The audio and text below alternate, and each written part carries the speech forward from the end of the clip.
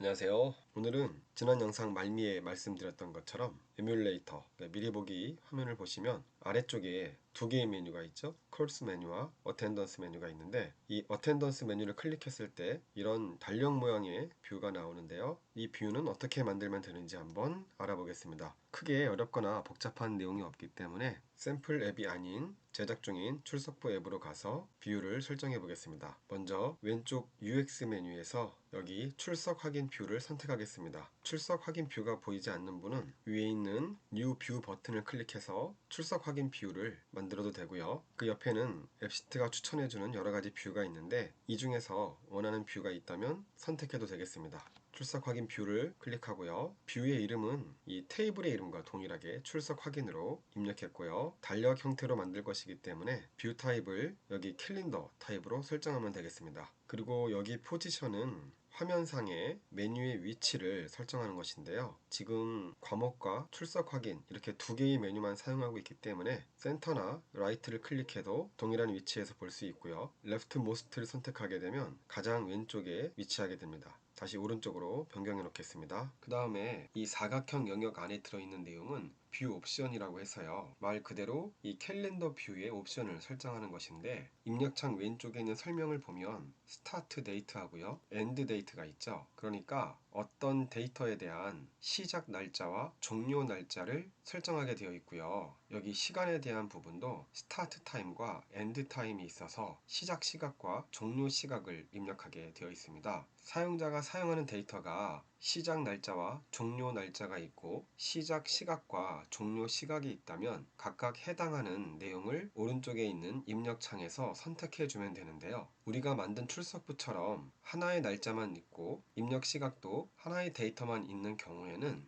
시작과 종료에 해당하는 값을 동일한 값으로 설정해 주면 됩니다. 우리가 만든 스프레드시트 파일에 보면 이렇게 날짜라는 제목 이름으로 출석을 확인한 날짜가 입력되어 있고요, 시각이라는 이름으로 출석을 확인한 시각의 데이터가 입력되어 있습니다. 따라서 여기 시작 날짜에 날짜를 선택하고요, 종료 날짜에도 똑같이 날짜를 선택합니다. 시작 시간은 시각을 입력하고요, 종료 시각도 동일하게 시각을 선택해주면 되겠습니다. 그 다음에 있는 디스크립션은 이 캘린더 뷰에서 어떤 데이터가 입력되어 있을 때 어떤 정보를 사용자에게 보여줄 것인가를 설정하는 것인데요. 지금처럼 학번이 선택되어 있는 경우에는 이렇게 학번이 표시될 것이고요. 이메일을 선택하게 되면 입력되어 있는 정보 중에 이메일을 대표값으로 해서 화면에 출력해 줍니다. 그 아래에 있는 카테고리는 밑에 있는 설명을 읽어보면 우리가 설정한 값에 따라 서로 다른 색으로 표현해 주겠다 이런 내용인데요. 지금 학번을 선택했기 때문에 학번에 따라서 서로 다른 색으로 보여질 텐데, 지금 화면에 보이는 내용이 이메일이니까 학번으로 바꿔보고요. 자, 이렇게 하면 학번에 따라 색이 다르게 보이고 있다는 것을 쉽게 알 수 있고요. 이렇게 과목을 선택하게 되면 서로 다른 학번이라도 동일한 과목을 수강하고 있으면 이렇게 같은 색으로 표현됩니다. 그래서 다시 한번 학번으로 바꿔놓겠습니다. 마지막에 있는 이 디폴트 뷰는요, 기본 화면을 월 단위로 출력할 것인지 주 단위로 출력할 것인지 일 단위로 출력할 것인지를 결정하는 부분인데요. 월이 선택되어 있는 상태에서 진행하도록 하겠습니다.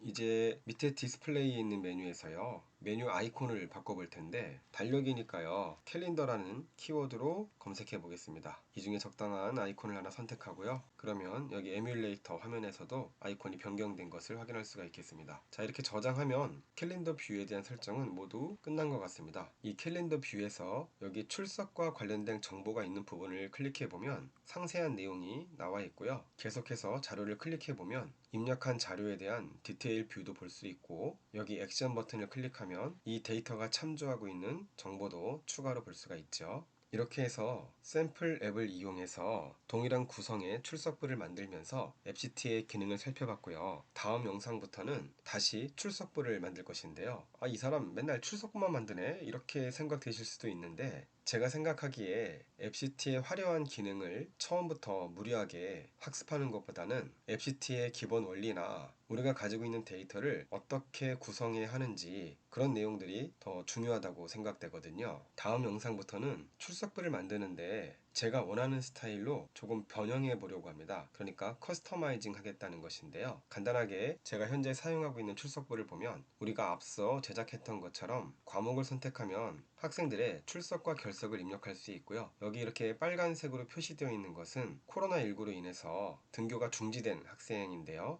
이렇게 필요한 경우에 서식을 바꾸는 방법도 알아볼 것이고요. 또 출석부라는 메뉴를 만들어서 날짜별로 출석 내용을 확인할 수 있게 한번 구성할 것이고요. 그리고 등교 중지된 학생이 있다면 이 학생이 언제까지 재택 치료를 하게 되는지 격리 종료일을 입력해 볼 것이고요. 그리고 스마트폰이 아닌 PC에서 보는 경우 이런 식으로 대시보드 뷰라고 하는 것을 만들어 볼 수 있겠는데요. A반을 선택하면 A반 학생들의 명단이 나오고요. 특정한 학생을 선택하게 되면 이 학생의 출석 상황을 확인할 수 있는 대시보드 뷰까지 만들어서 사용자 취향에 맞는 그런 출석부를 한번 만들어 보겠고요. 이렇게 사용자가 본인의 필요나 취향에 맞게 앱을 만들기 위해서는 어쩔 수 없이 약간의 함수도 사용해야 되는데요. 다음 영상부터는 앱시티에서 사용되는 함수 중에 필수적으로 알아둬야 하는 몇 가지 함수를 살펴보도록 하겠습니다. 오늘도 수고하셨습니다.